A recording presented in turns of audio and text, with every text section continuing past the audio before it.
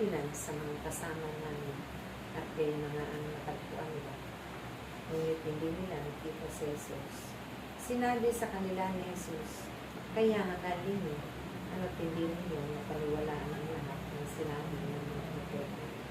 Hindi ba't ang Mesiyas ay kailangan magbata ng lahat ng ito bago niya makamtan ang kanyang marangal na katayuan?" At ipinaliwanag sa kanila ni Jesus ang lahat ng nasasaad sa kasulatan tungkol sa kanyang sarili. Simula sa mga aklat ni Moises hanggang sa sinulat ng mga propeta. Malapit na sila sa nayong kanilang patutunguhan at si Jesus pa rin magpapatuloy pa ng lakad. Ngunit siya'y pinapigil-pigilan nila. "Umuwi na po kayo dito sa amin. Anila sapagkat lulubog na ang araw at dumidilim na." Kaya't sumama na siya sa at siya'y kasalo na nila sa hapag. Umabot siya ng tinapay at nagpasalamat sa Diyos. Saka pinaghati-hati at ibinigay sa kanila. Ang buksan ng kanilang paningin at nakilala nila si Jesus.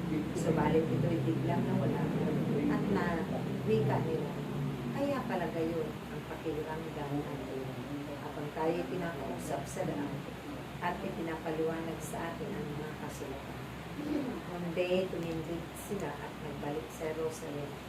Nadatna nila nagkakatipon ang 11 at ibang mga kasama nila na nag-usap-usap muli nang nabuhay ang Panginoon.